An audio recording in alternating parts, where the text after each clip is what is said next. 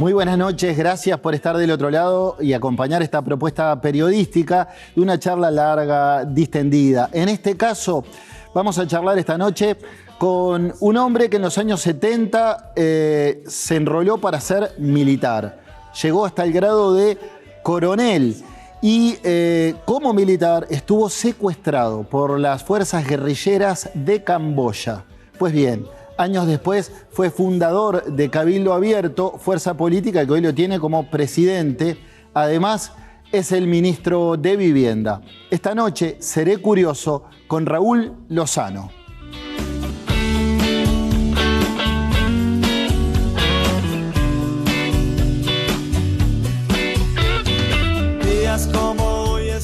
Lozano, ¿cómo anda? Muy bien, por ¿Todo bien? Muy bien. Un gusto estar acá. Estábamos hablando recién fuera del micrófono. Coronel, ¿cuántos lo llamaban coronel? ¿Cuántos Raúl? ¿Cuántos Lozano? ¿Cómo es la cosa? Bueno, depende. Dentro de la vida militar, normalmente el subalterno o quien fue subalterno a uno le dice mi coronel. Claro. Digo, Coronel, además. Y el subalterno sí, Claro. es lo que, digamos, corresponde dentro de la vida militar. Bien. Y después Raúl, digamos, Bien. un sobrenombre también. Bueno, hijo de un coronel, valga la redundancia, y una maestra. ¿Cómo fue tu infancia o su infancia?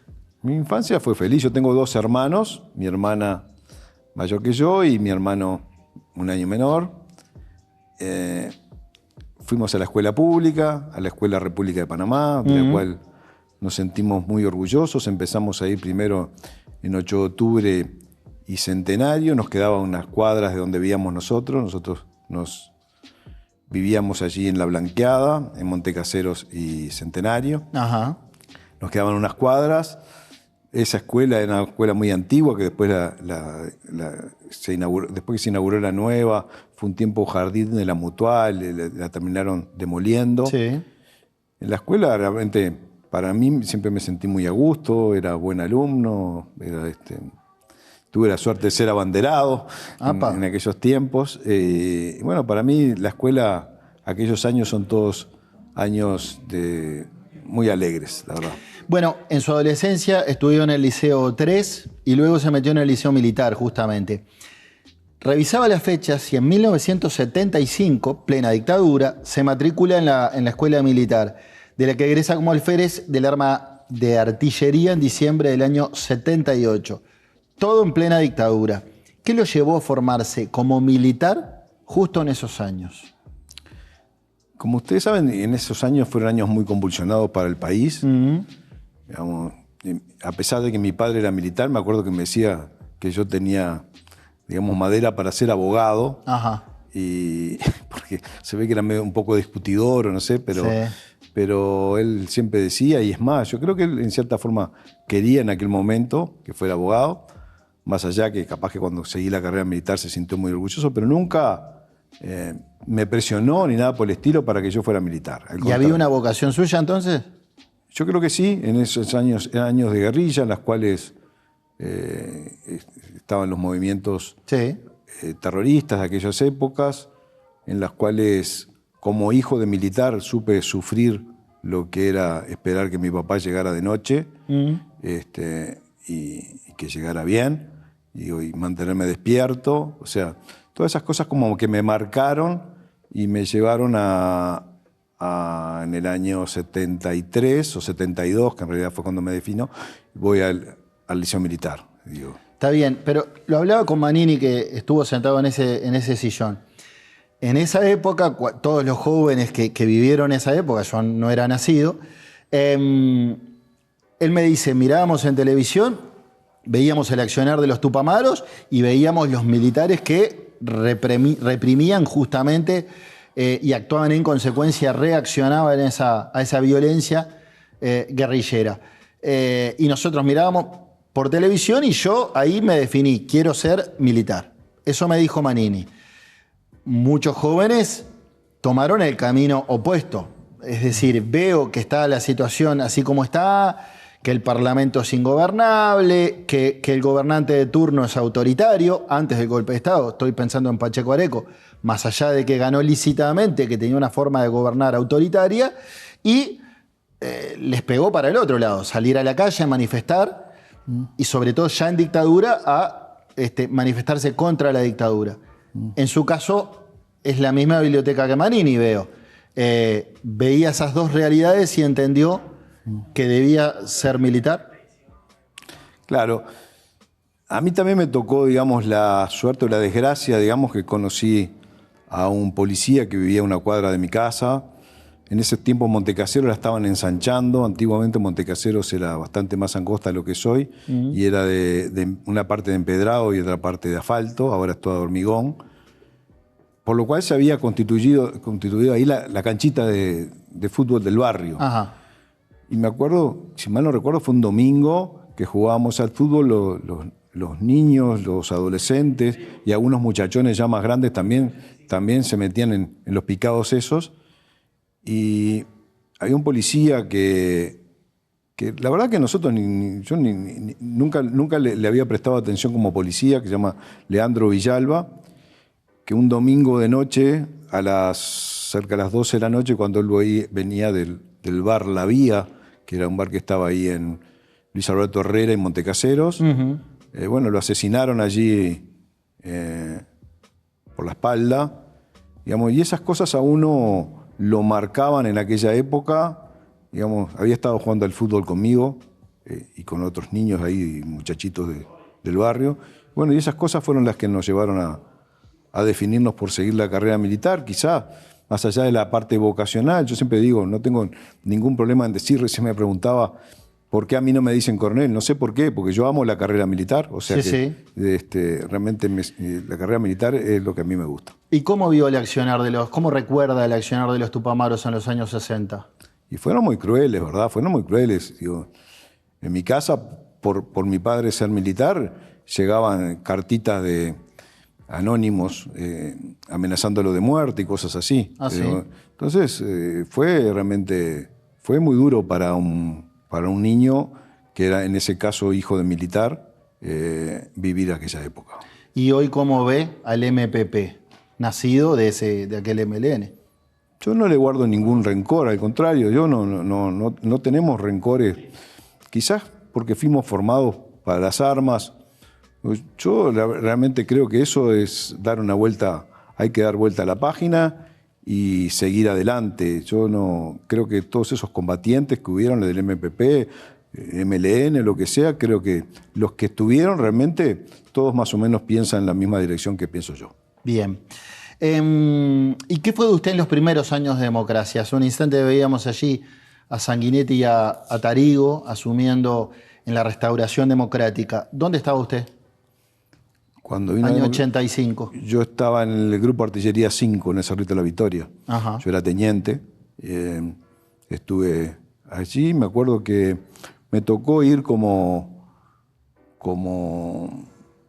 una parte de seguridad ahí que venía de la delegación que venía de Angola. Me acuerdo que después quiso el destino que años más tarde estuviera un año viviendo en Angola. Así fue el año 85, cuando asumió el presidente Sanguinetti.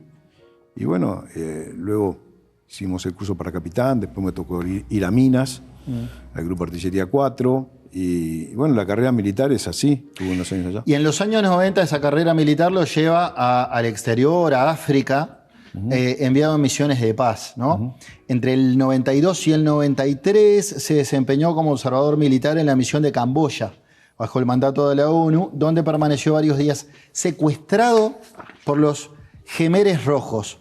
Estuve investigando qué eran los Jemeres Rojos, los guerrilleros del Partido Comunista de Camboya. ¿Cómo fue eso? ¿Cómo fue ese secuestro? Es un aspecto que se conoce poco de usted. Sí, quizás por tener bajo perfil, yo capaz que sí tendría que de alguna forma o escribirlo o digamos detallar un poco más lo que fue. En realidad yo fui como observador militar a la misión de Camboya en el año 92 y los observadores militares nunca trabajan, digamos, con otros uruguayos. O sea, me tocó trabajar en aquel momento cuando empezó ese team, era un team pequeño, que estaba constituido por un jefe del team, un team leader, que era malayo, un francés y un norteamericano.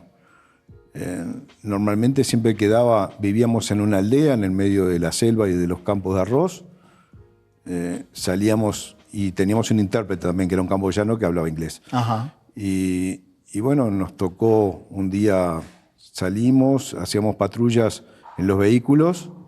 Ahí no habían carreteras, no habían calles, no había nada, era solo trillos por el medio de la selva y por el medio de los campos de arroz.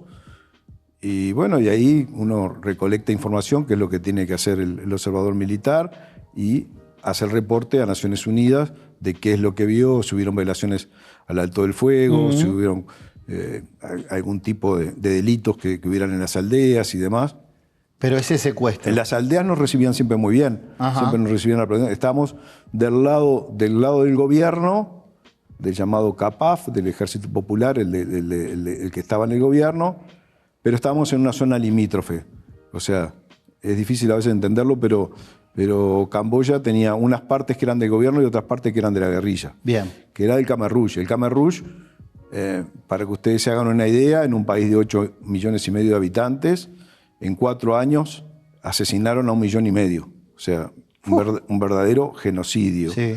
Y, digamos, a la gente uno dice, ¿pero por qué mataban tanta gente? Bueno, la mataban porque sabían hablar otro idioma, porque usaban lentes de aumento, porque tenían la dentadura arreglada. Por eso, y mandaban al que trabajaba en la ciudad, lo mandaban a trabajar a los campos de arroz. Digo, Pero cuénteme cómo le pasó como secuestrado. bueno, ahí, un día nos dicen, preguntamos, ya estamos en zona limítrofe, si se podía pasar para el otro lado. Entiéndase que cuando va a Naciones Unidas a trabajar a un determinado país, va con la quiesencia de las partes en conflicto. Allí dijimos, bueno, el team leader nos consultó y dijimos que sí, que queríamos ir al otro lado, o sea, pasar un límite que no desconocíamos dónde era, en el medio de la selva, uno pasa los trillos y sigue. Sí. Y seguimos hacia una aldea que se llamaba Tasen, que esa ya sabíamos que estaba a cargo del Khmer Rouge, y en una parte que estaba del medio de la selva y de repente como que salía a un claro, ahí nos hicieron una emboscada, seguramente sintieron el ruido de los motores de las camionetas, y bueno, ahí nos vimos que estábamos apuntados por muchos fusiles RPG-7, o sea, lanzadores de cohetes y demás, muchos soldados muy jóvenes, con un uniforme típico, uniforme que todavía no habíamos visto nosotros, que era un uniforme chino, el que usaba el Khmer Rouge.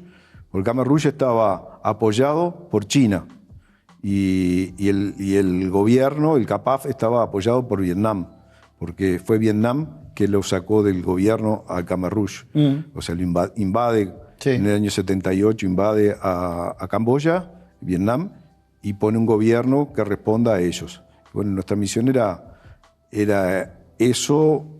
Para llegar a las elecciones, digamos, teníamos que... todo nuestro trabajo era para que se hicieran elecciones libres en Camboya. Ahí nos secuestran, así que ¿qué estamos haciendo ahí? Un griterío típico, pero nosotros, claro, que no entendíamos nada, pero el intérprete nos decía que era lo que estaba pasando. ¿Los amenazaron con armas? Sí, claro, nos apuntaban con las armas.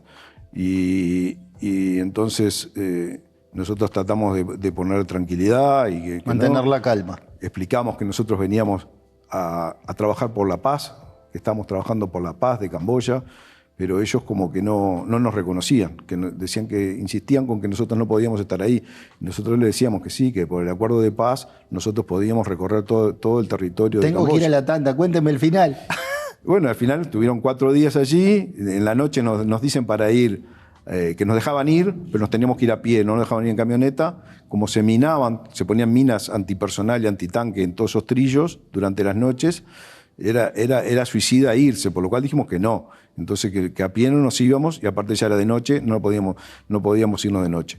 Y bueno, así nos dejaron 4 días, y al final, luego de la venida de un general de la guerrilla, que fue la segunda vez que vimos un vehículo ahí, nos planteó 25 puntos, todos contra Vietnam, la corrupción de los vietnamitas y demás.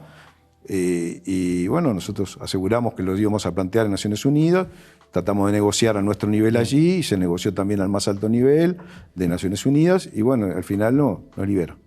Y después estuvo en misiones de paz en Angola y en Costa de Marfil también.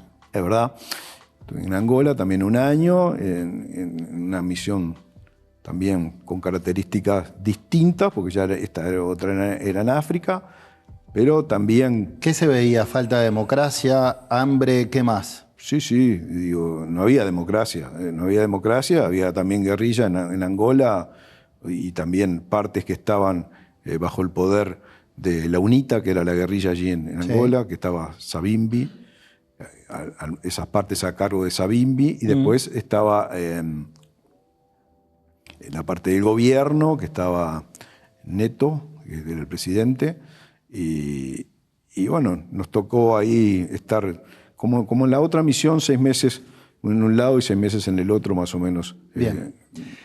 Vamos a ir a una tanda y tras la misma nos metemos de lleno en política para hablar con el hoy presidente de Cabildo Abierto, Raúl Lozano. Ya venimos.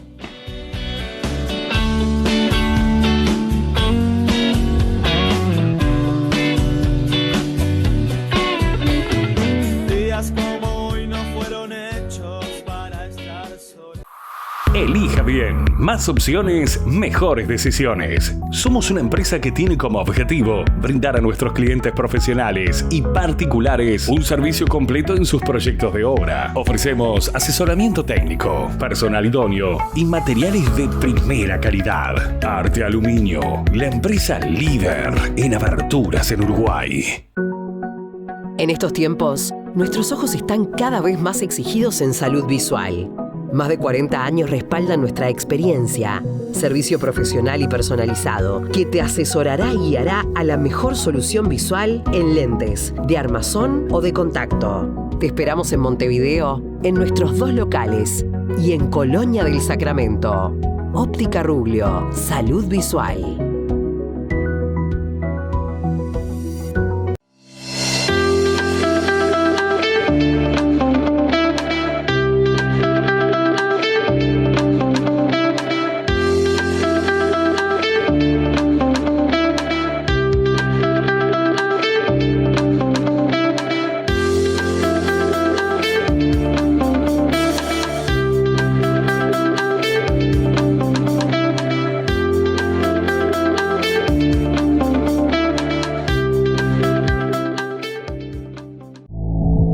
Oportunidad, del latín op, hacia, y portus, puerto. Hacia el puerto van las oportunidades y desde ahí llegan a todos. Oportunidades de 20 pies, de 40, con productos que empresas van a repartir, comercios a vender y más de 3 millones de personas a disfrutar. Otras que viajan el mundo en botellas de tanat, cortes de res o granos de arroz. También en cada carga que llega y sigue hacia otros países van oportunidades para el nuestro. Oportunidad es estar frente a algo bueno. Hoy tenemos la oportunidad de convertirnos en una gran puerta de entrada y salida del continente y pasar de ser un puerto modelo a ser un puerto hub regional. Estamos trabajando para ampliar la terminal Cuenca del Plata y sumando infraestructura para estar a la altura de los principales puertos del mundo, para recibir barcos de cualquier tamaño y bandera, y así seguir generando oportunidades que queden acá. Terminal Cuenca del Plata. Muchas gracias. Papi, ¿cómo era este lugar antes? Mirá, no teníamos ese cartel. ¿Y antes? ¿Ves todas estas mesas que están acá? Antes eran muchas menos. ¿Y este mostrador? ¿Era así de alto? Eran más bajitos. Y este lugar era más chiquito, ¿no? Era más chico. Pero para nosotros siempre fue un gran sueño. Y va a seguir creciendo. En el Banco República guardamos los sueños de las pymes uruguayas y las ayudamos a crecer. Cuentas sin costo, crédito express con la tasa más conveniente. Podés resolver todo a través de eBrow y siempre tenés una sucursal cerca. Banco República, nuestro banco país.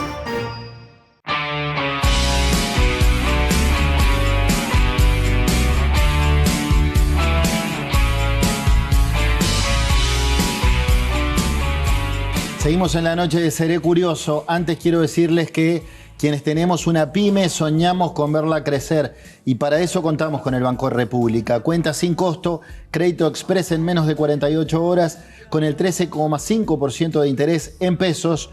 resolvés todo a través de eBrow y siempre tenés una sucursal cerca. Banco República, nuestro banco país. Seguimos charlando con el ministro de Vivienda y Ordenamiento Territorial, Raúl Lozano, también presidente de Cabildo Abierto. Y a propósito, es uno de los fundadores de esta fuerza política. ¿Cuál fue la intención en los albores de 2019 al crear esta colectividad? ¿Cuál fue la intención en el momento de dar a luz a Cabildo Abierto? Sí, nosotros la creamos en realidad el 29 de noviembre del 2018.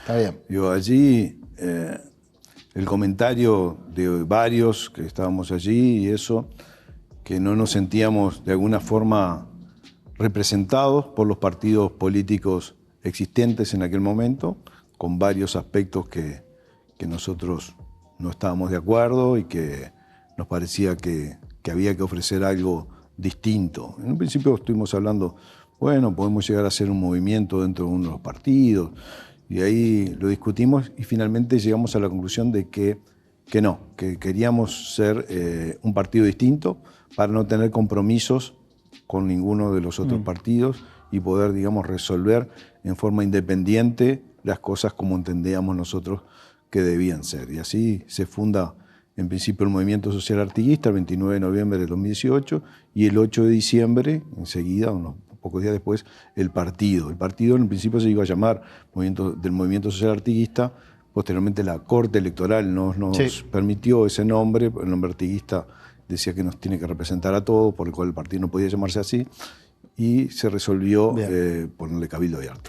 ¿Qué es Guido Manini Ríos para el partido? Y para el partido es el líder indiscutido, el candidato indiscutido del partido, tal es así que vamos a ir a una interna, ahora 30 de junio como los demás partidos, pero Cabildo Abierto no va a presentar otra candidatura, digamos, que no sea la de Manini. Y esto me lleva a preguntarle si es un partido Manini dependiente, porque he hablado con politólogos a propósito de cuándo se puede catalogar un partido nuevo de exitoso. Y una de las cosas que me decían politólogos es cuando uno de los motivos es fallecido el líder o caído en desgracia el líder, que el partido trascienda al líder.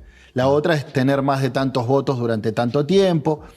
En este caso, supongamos que hoy o mañana Manini diera un paso al costado y no siguiera en Cabildo Abierto. ¿Cabildo Abierto, cree usted, seguiría como partido aún sin Manini? Esa es la esperanza que tengo. Yo creo que el partido tiene un líder que es Manini, pero creo que el partido también ha demostrado que hay otras figuras muy importantes que han estado en distintos lugares, organismos públicos, que han tenido un desempeño muy importante y muy bueno. Se pueden nombrar algunos, pero no quiero entrar a nombrar, pero por ejemplo, nadie desconoce lo que fue el ministro Salinas, por ejemplo. Y como igual se alejó de la política. Que se alejó de la política, pero evidentemente que el partido Cabildo Abierto, creo yo que tiene muchas otras figuras también muy importantes como para que el partido se muestre como un partido. Sigo con los politólogos, ¿no? Porque suelen ubicar a Cabildo Abierto en la derecha del mapa político, del espectro político. ¿Usted se asume de derecha? Yo no me asumo de derecha en el sentido de que Cabildo Abierto en muchos aspectos tiene, si se quiere, por qué no decirlo, la sensibilidad propia de que a veces se creen dueños los partidos de izquierda, por lo cual hacia los más débiles de la sociedad, en nuestro trabajo, particularmente del Ministerio, hacia aquellos que están en esa razón de debilidad, que viven en los asentamientos irregulares y que realmente lo sentimos y que para los cuales nos debemos, es que estamos trabajando día a día para tratar de lograrlo. Eso, y hay otros aspectos que sí de repente pueden considerarse como que somos más de la derecha. Y bueno, que queremos un país más seguro, un país más ordenado, un país en el cual no esté dominado por la droga. O sea, y la defensa eso se puede argumentar que de repente es de derecha, porque bueno. La defensa de la corporación militar también se suele ver como de derecha. Bueno, pero la corporación militar no tiene nada que ver con la derecha o con la izquierda. En realidad, el militar es militar porque es militar. Porque aquí vemos de repente a muchos de izquierda denostar al militar uruguayo, pero al militar cubano no lo denosta. Entonces, Digo, no sé. Bien. Tras confesiones del propio Manini en el último libro de Fernando Amado sobre él, que da la impresión que es clara su injerencia en la creación del partido, cuando todavía era comandante en jefe del ejército. Él reconoce que participó de reuniones, que opinó sobre el nombre, que opinó sobre los colores de la bandera. ¿Cree usted que no violó la Constitución, Manini? No, yo pienso que no. Digo, yo la verdad que no leí el libro, pero claramente el partido se formó. De alguna manera, claro está de que ni bien Manini renunció, el partido enseguida se acercó y le ofreció la candidatura, pero por supuesto que pienso que no. Si él participó del nacimiento de la fuerza política siendo comandante jefe, estaría violando la Constitución. Yo creo que en ese momento hubieron distintos partidos más o menos similares. Hubo otro, el POR, el Partido Orden Republicano, por ejemplo, y otro, el MUP, creo que era el movimiento, otro partido también de características un poco similares, digamos, y que no necesariamente ninguno de ellos o en todos ellos estuvo Manini. O sea, creo que Manini sí se suma al partido, pero no es él el que forma el partido. Bien. ¿Usted es de los que cree que ya no se debe poner tras las rejas a violadores de los derechos humanos de la dictadura porque han pasado 40 años? Yo soy de los que creo que hay que respetar el Estado de Derecho y que el Estado de Derecho hay determinadas normas que se deben de cumplir. Entre ellas, por ejemplo, sin ir más lejos, más allá de considerar de que muchos inocentes están hoy presos, más allá de eso, creo que lo que sí se tiene que respetar lo que dicen nuestros códigos. Y si en nuestros códigos hay los delitos prescriben a determinada cantidad de años, bueno, eso prescriben para todos. No dice para esto sí, para los militares no, para esto sí. No dice para todos. Entonces, lo que sí creo de que se le debe dar, por lo menos, el derecho a todas esas personas a que se defiendan igual que todo el mundo. Bien. Y que se les juzgue de la misma manera y que nadie es culpable hasta que se demuestre lo contrario. O que todo el mundo es inocente hasta que demuestre lo contrario. Y no invertir la carga de la prueba, que es lo que se ha hecho con varios de ellos. Bien. Muchos colegas, y me incluyo, periodistas, vemos a Cabildo Abierto como el socio díscolo de la coalición. Es quien ha tenido una voz altisonante en más de una cosa, donde cuando blancos, colorados e independientes estaban de acuerdo, Cabildo Abierto levantaba su mano y hacía observaciones. ¿Lo ve así? Lo veo a veces sí, pero creo que eso sumó a la coalición en el sentido que muchísimas de las leyes que se aprobaron y que en algún momento, en el momento o en el calor del combate político, digamos, se ven como el partido díscolo, pero al final uno, si lo estudia ya con otra visión, se da cuenta que muchas de esas leyes fueron mejoradas gracias a Cabildo Abierto. Bien. Manini ha sido crítico con el manejo de la seguridad pública y también de la economía. Uruguay está muriendo con los ojos abiertos, dijo no hace mucho, en referencia al atraso cambiario y la postura del gobierno. ¿Lo representan estos dichos? Bueno, cada uno tiene su pensamiento propio, digamos, ese es el pensamiento de él. Evidentemente con el tema de seguridad no estamos de acuerdo con él, digamos, no creo que nadie puede estar conforme. Sí decimos, ¿se mejoró en seguridad con respecto a los gobiernos del Frente Amplio? Sí se mejoró, pero hay otros aspectos que evidentemente no se han mejorado y que están íntimamente ligados al tema de seguridad. Por ejemplo, el narcotráfico y la drogadicción. Aquí, durante los gobiernos del Frente Amplio contra el tabaquismo, se llevó una guerra frontal contra el tabaquismo, pero sin embargo contra las drogas no. Y eso se ven, y hoy por hoy usted me dice, ¿y qué es peor, el tabaco o la droga? Bueno, creo que todos vamos a contestar la misma respuesta. Y contra la droga, ¿qué hizo el Frente Amplio? Nada. ¿Y qué se ha hecho hoy como desde el gobierno contra la droga? Yo diría que muy poco. En mayo de 2023 le toca asumir como ministro de Vivienda tras la renuncia de Irene Moreira, tras un episodio sonado de entrega de viviendas de forma discrecional a algunos beneficiarios sin pasar por concurso, y ya me voy a detener en eso, pero primero quiero hablar de su gestión. ¿Cuántas viviendas o soluciones habitacionales ha entregado el ministerio en estos 4 años de gobierno? Hoy tenemos, en cuanto a viviendas nuevas, el Ministerio ha entregado más de 23.000. En cuanto a soluciones habitacionales, el Ministerio ha entregado cerca de 60.000 y el Sistema Público de Viviendas unas 85.000 soluciones habitacionales. Bien. ¿Y se ha bajado el déficit habitacional? ¿Cuánto se ha bajado y cuánto queda por cumplir? Bueno, todas esas son soluciones habitacionales que se supone que han bajado el déficit. ¿Cuánto queda? Claro, pero en términos porcentuales, para tener una idea, ¿no? Yo pienso de que todavía nos falta mucho en la parte de los asentamientos irregulares. Bien. Bueno, justamente en asentamientos, tengo entendido, se ha impactado, usted ha dicho en otras entrevistas, un 20%, unos 120 asentamientos. ¿No es poco considerando lo que se ha invertido en eso? Pienso que responda a lo que se ha invertido, digamos. El gobierno invirtió el doble de lo que invertían en los planes quinquenales los gobiernos anteriores, que normalmente estaban alrededor de 240 millones de dólares. Este gobierno pone recursos adicionales por 240 millones más, es decir, 480 millones de dólares en asentamientos irregulares. Todavía no ha terminado el periodo, pero sí somos muy conscientes de que no se va a terminar con los asentamientos irregulares, pero sí pensamos de que tenemos que continuar en una misma dirección si es que realmente queremos atender esta gravísima problemática que tiene el país. Bien.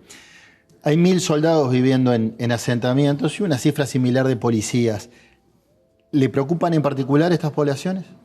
Me preocupan como me preocupa el resto de la población. Evidentemente que es muy triste saber de que hay soldados y policías viviendo en asentamientos irregulares, como de cualquier otro trabajador. Digamos, en este país uno elige si quiere trabajar o no quiere trabajar. Pero yo, más que nada, parto de la base de que a las personas que tienen esta fragilidad, que viven en los asentamientos irregulares, lo que hay que darles son herramientas para que se puedan defender en la vida, es decir, para que puedan trabajar y de alguna manera salir. Claro está, que llegan a este momento, a esa situación en la cual es muy difícil que solos, si no hay un Estado que de alguna manera le tienda la mano y que los ayude a salir, no van a salir. Entonces creo de que es importantísimo que esté el Estado presente, con el Ministerio de Defensa Nacional, con el Ministerio del Interior, como con los otros. Hemos firmado muchos convenios, por ejemplo, con el Ministerio de Desarrollo Social, hemos firmado distintos convenios con INISA, hemos firmado convenios con los distintos gobiernos departamentales, es decir, y todas esas significan soluciones habitacionales. Bien. En distintos sentidos. ¿Y qué otros planes o programas del Ministerio usted podría destacar, digamos, sus avances notorios?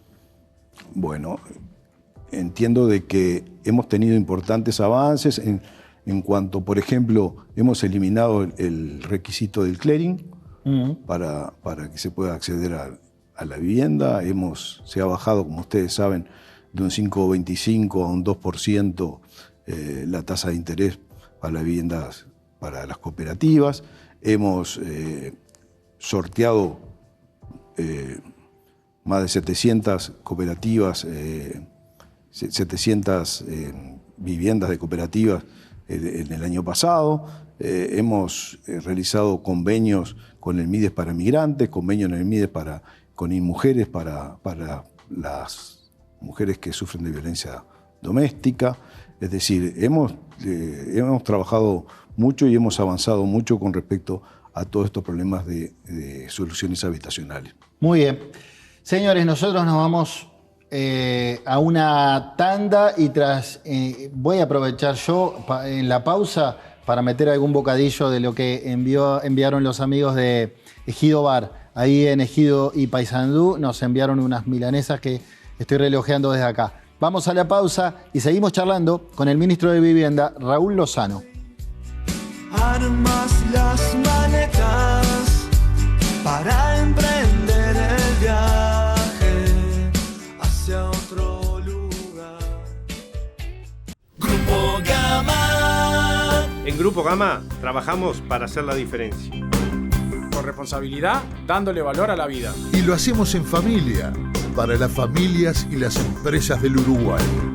Conéctese usted también a Grupo Gama. Con Grupo Gama te sentirás seguro, te sentirás en familia. En estos tiempos, nuestros ojos están cada vez más exigidos en salud visual. Más de 40 años respaldan nuestra experiencia. Servicio profesional y personalizado que te asesorará y guiará a la mejor solución visual en lentes, de armazón o de contacto. Te esperamos en Montevideo, en nuestros 2 locales y en Colonia del Sacramento. Óptica Ruglio, salud visual.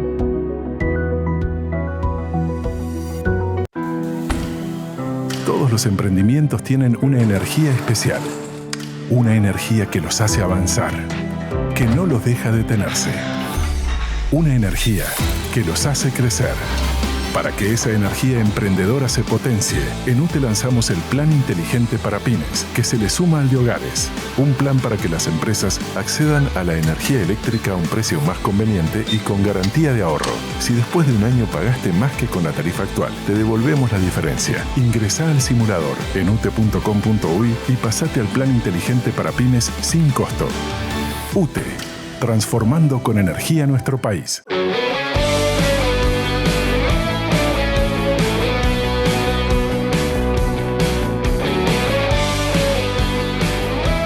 Seguimos en la noche de Seré Curioso, estamos conversando con el coronel Raúl Lozano, ministro de Vivienda y presidente hoy del Cabildo Abierto. Me voy a poner los lentes de óptica Ruglio porque si no, no veo nada. El informe de la División Jurídica del Ministerio de Vivienda que tú conduces concluyó que Irene Moreira, la ex ministra, actuó con abuso de poder y privilegió a ciertos ciudadanos.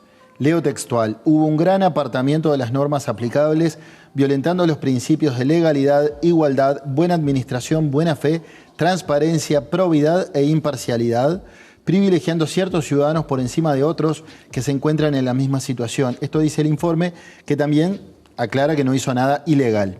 El informe no deja bien parada a la exministra, figura clave de Cabildo Abierto, además esposa del líder y presidenciable Manini Ríos.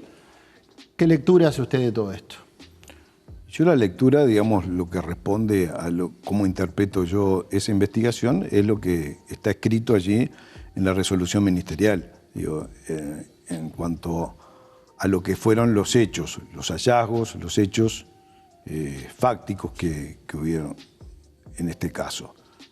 El resto, digamos, simplemente creo de que cada uno de nosotros puede interpretar distintos actos o hechos de distinta manera y bueno, respeto muchísimo el trabajo que hicieron los profesionales, siempre lo digo, que hicieron un trabajo muy serio, muy profesional, en el cual libremente hicieron lo que entendieron conveniente, hicieron las apreciaciones que ellas entendieron.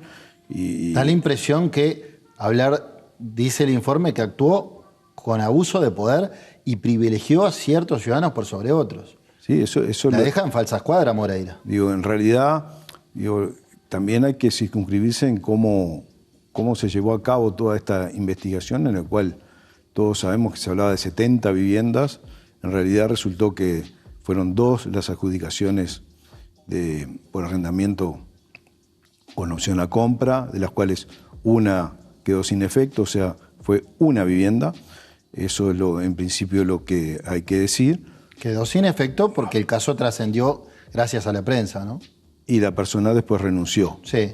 Después renunció. Está bien. Eran dos después que se hizo público. Sí, después que se hizo público. Digo, las otras eran autorizaciones de ingreso, autorizaciones de ingreso significa que son periódicas. Normalmente son 12 meses, y de las cuales habían 5, de las cuales 3 quedaron sin efecto y simplemente 2 quedaron firmes, que eran por pedidos expresos de MIDES por violencia de género. Está bien, pero lo que quiero saber es, para usted, ¿actuó bien la ministra o actuó mal?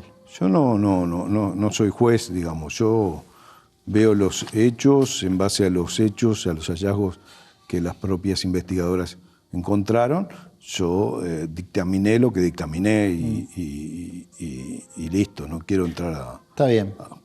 ¿Y cómo quedó el clima a la interna del ministerio? Porque se sabe que hay funcionarios que pueden ser responsabilizados por haber seguido las coordenadas de la ministra y son pasibles de sanción. Le pregunto, ¿son pasibles de sanción por hacerle caso a su superior, a la ministra o al director de vivienda, Jorge Cereta?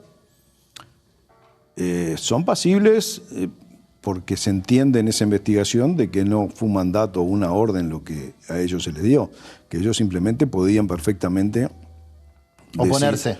Podían oponerse, poder por lo menos decir esto no corresponde, esto no por lo general, donde manda marineros, si el ministro o el director de vivienda dice hay que hacer esto, está bravo decirle que no. Y bueno, pero es la función también del funcionario público, digamos, cumplir con lo que tiene que hacer.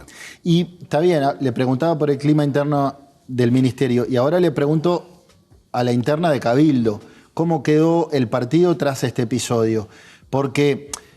Lo pregunto porque Cabildo siempre se posicionó, uno que habla con Manini, que lo he entrevistado en más de una oportunidad, él siempre se posicionó como un partido distinto. No somos como blancos y colorados, tampoco somos como el Frente Amplio, somos otra cosa. Y mucha gente dijo después de esto, bueno, es un partido tradicional más, con prácticas clientelísticas. ¿Cómo deja este episodio a Cabildo Abierto? Yo creo que defiendo... en mi forma de proceder lo que es Cabildo Abierto, y creo que la enorme mayoría de los integrantes de Cabildo Abierto lo hacen, pero hay 270.000 voluntades que votaron a Cabildo Abierto, y 270.000 por supuesto que nadie puede decir, no, somos todos buenitos en Cabildo Abierto y en el resto de los partidos. No, yo creo de que Cabildo Abierto, en base a lo que dijo que iba a defender, Cabildo Abierto lo está haciendo, y la prueba está tampoco, digo, sin entrar a subestimar lo que es una vivienda de alquiler con opción a compra, pero es una vivienda, no son 70 viviendas. O sea, no voy a entrar tampoco a juzgar la situación, pero me da la impresión como que también se pensó o hubo una especie de superinflación de los hechos en sí. Bien.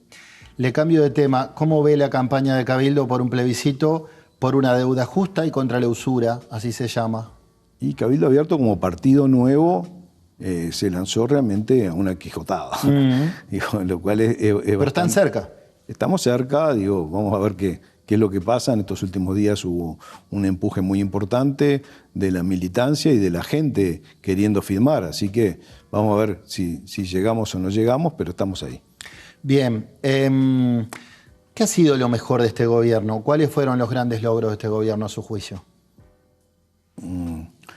Para mí, este gobierno restableció lo que son los valores nacionales, en parte, digamos, creo que el Uruguay y la cultura del avivado, creo que de alguna manera tenemos que tratar de erradicarla, digamos, porque el uruguayo no se puede pensar de que el uruguayo es el más vivo de todos, o no tiene por qué tratar de imitar al del otro de la vecina orilla, por ejemplo. Digo, creo que el uruguayo, nosotros tenemos nuestros propios valores y los tenemos que defender. Creo que este gobierno, en distintas actividades, lo ha tratado de hacer. Todo lo que se incorporó en este gobierno en la ley de urgente consideración, creo que casi que sin excepciones, y hubo buena intervención de Cabildo para que eso fuera así, ha dado buenos resultados, todos ellos. Todas las cuestiones calamitosas que dijo el Frente Amplio que iba a pasar con la aplicación de la ley de urgente consideración, ninguna de ellas ha dado, ¿no? Acá no hay ni gatillo fácil, ni desalojo express, ni se privatizaron todos los colegios. Es decir, todas esas cosas que dijeron que iban a pasar no dejaron más de ser relatos. Y los datos matan al relato. ¿Y en qué cree que el gobierno está en deuda todavía? Y yo creo que todavía queda en seguridad, queda en educación también. Y bueno, creo que en el mismo camino queda en vivienda, por supuesto. Digo, creo que el Estado es una cuestión dinámica en la cual hay que continuar avanzando siempre. Uno de los proyectos pendientes de Cabildo es la prisión domiciliaria para presos mayores de 65 años. Muchos dicen, lo dijo, por ejemplo, me lo dijo Eduardo Lust, ex cabildante, que es un proyecto con nombre y apellido, es decir, para beneficiar a presos de Domingo Arena. ¿Está de acuerdo? No es con nombre y apellido, pero sí es cierto que los beneficiaría, pero en realidad no fue eso lo que se aprobó. Es decir, pero Sí lo digo que aquí en el Uruguay, y eso también son principios de cabildo abierto, se debe respetar lo que es la democracia directa. O sea, cuando el pueblo se expide, para mí es sagrado, es como si fuera la Constitución. Entonces, así como digo de que nadie de afuera puede venir a gobernarnos y decirnos desde el organismo internacional X qué es lo que tenemos que hacer, de la misma manera tenemos que respetar lo que el pueblo dice. El pueblo acá se pidió 2 veces y 16 senadores se encargaron de borrar con el codo lo que el pueblo escribió con su voto. Bien. ¿Ha mejorado la relación de Cabildo con sus socios de la coalición? Yo pienso que sí, digamos, a veces... Tras aquella casi ruptura, ¿no? Precisamente tras el episodio de la renuncia de Irene Moreira, se toman ustedes un fin de semana para decidir a la interna si seguir o no en la coalición. Es verdad, como ha trascendido, yo desde un principio defendí nuestra relación con la coalición. Yo soy coalicionista. Recuerdo que Domenech me dijo que en esa votación él votó para irse de la coalición. ¿Usted votó para quedarse? Sí, yo voté para quedarnos desde el primer momento, digamos, cuando habían voces y que en un principio yo estaba en minoría. Yo defendí la otra postura de que teníamos que quedarnos en la coalición y teníamos que continuar gobernando, que es lo que la gente quería, para lo cual está Cabildo Abierto. Bien. ¿Y cómo ve al Frente Amplio? ¿Cree que ha hecho una oposición responsable? Yo creo que el Frente Amplio ha hecho la oposición que sabe hacer, que desde siempre ha hecho la misma oposición, o sea, no ha cambiado nada. En realidad, el Frente Amplio son más eslóganes y deseos de intenciones que hacer las cosas verdaderamente, muchas veces. Yo no digo que tengan mala intención, lo que sí digo de que muchas veces son expresiones de deseo y que no se condicen con la realidad. Y si no, yo preguntaría, ¿por qué no lo hicieron en 15 años?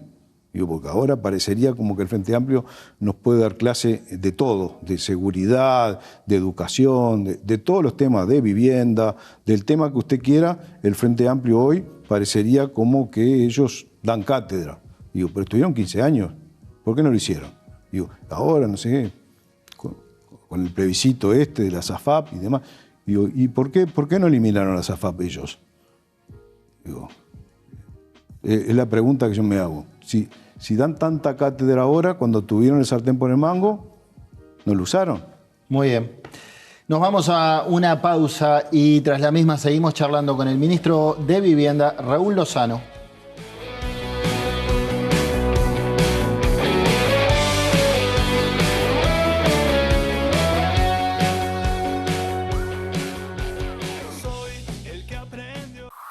Elija bien. Más opciones, mejores decisiones. Somos una empresa que tiene como objetivo brindar a nuestros clientes profesionales y particulares un servicio completo en sus proyectos de obra. Ofrecemos asesoramiento técnico, personal idóneo y materiales de primera calidad. Arte Aluminio, la empresa líder en aberturas en Uruguay.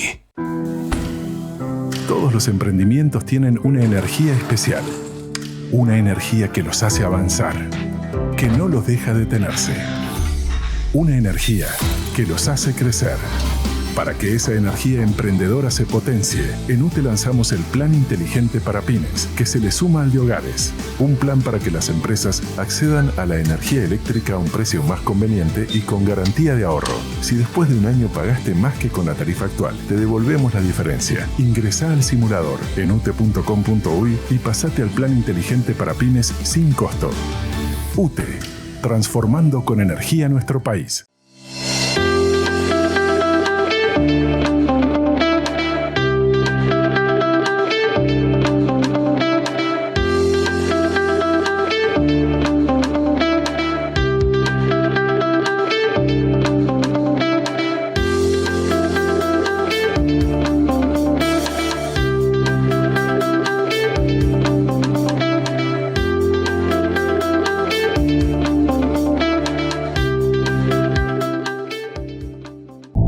Oportunidad, del latín op, hacia, y portus, puerto. Hacia el puerto van las oportunidades y desde ahí llegan a todos. Estamos trabajando para ampliar la terminal Cuenca del Plata y sumando infraestructura para estar a la altura de los principales puertos del mundo. Para recibir barcos de cualquier tamaño y bandera, y así seguir generando oportunidades que queden acá. Terminal Cuenca del Plata.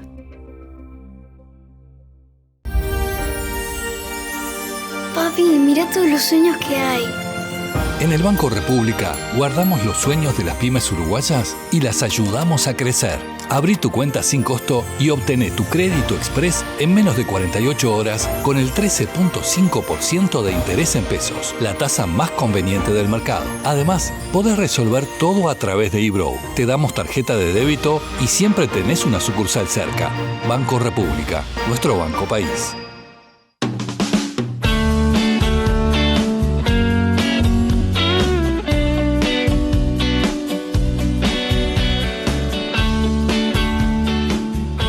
Minutos finales de Seré Curioso, esta charla larga y tendida hoy con el ministro de Vivienda y presidente de Cabildo Abierto, Raúl Lozano. Ministro, han tenido una sangría importante en Cabildo. Empezó por Eduardo Lust, siguió con el exdirector de ANCAP, José Luis Alonso, Inés Moncillo se fue al Partido Nacional, Elsa Capillera apoya a Andrés Ojeda. Muchos alegaron irse decepcionados con Cabildo. ¿Qué lectura hace usted de estos alejamientos y cómo dejaron al partido?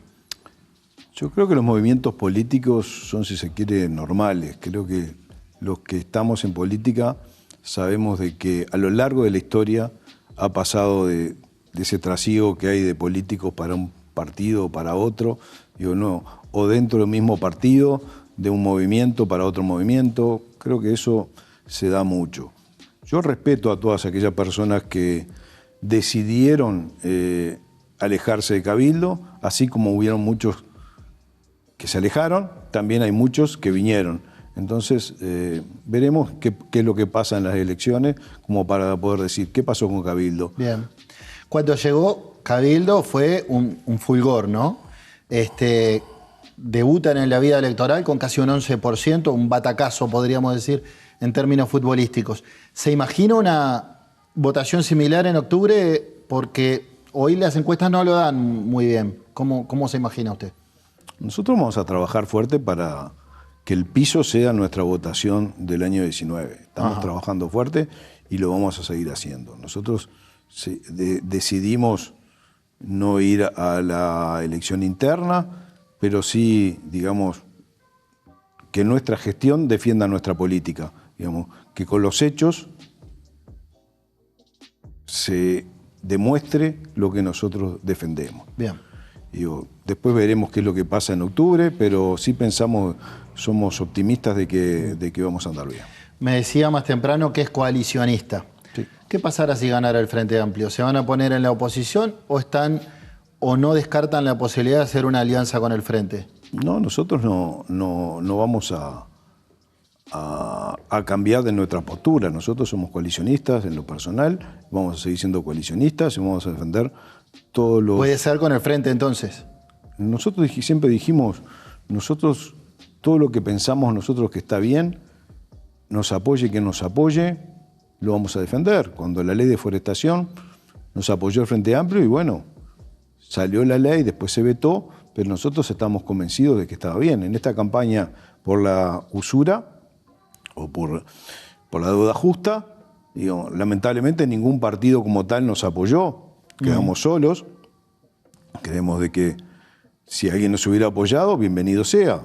Se votó. Yo estaba en la sesión en el Senado cuando se votó el proyecto de ley y bueno, después se pidió la reconsideración del voto y ahí se decidió volver a comisión. Es decir, no salió, pero si hubiera salido con los votos del Frente Amplio, que nosotros íbamos a decir, el Frente Amplio nos apoya a lo que nosotros presentamos, le vamos a decir, no queremos que usted nos apoye. Está bien, yo lo entiendo. Igual es distinto a lo que le planteo. Forman una coalición con otros 4 partidos, ¿no? Si ganara el Frente Amplio y los invitara a hacer gobierno con ellos, ¿no se descarta? Nosotros no pensamos en que va a ganar el Frente Amplio, nosotros pensamos que va a ganar la coalición y estamos trabajando fuerte para que gane la coalición. Se pone al lado enfrente, está bien. Ser ministro y ahora presidente de Cabildo Abierto, ¿le sacó tiempo para compartir con la familia, para ver una película, para leer un libro? Por supuesto que sí. Por supuesto que sí. Le saqué una sonrisa como si hubiera dicho una obviedad. Sí, porque la verdad que estamos poniendo todo en la cancha como para que nos vaya bien justamente. ¿A quién vemos ahí? Ahí vemos a mi nieta, a Mar, mi nieta. Qué preciosa Samar, ¿eh?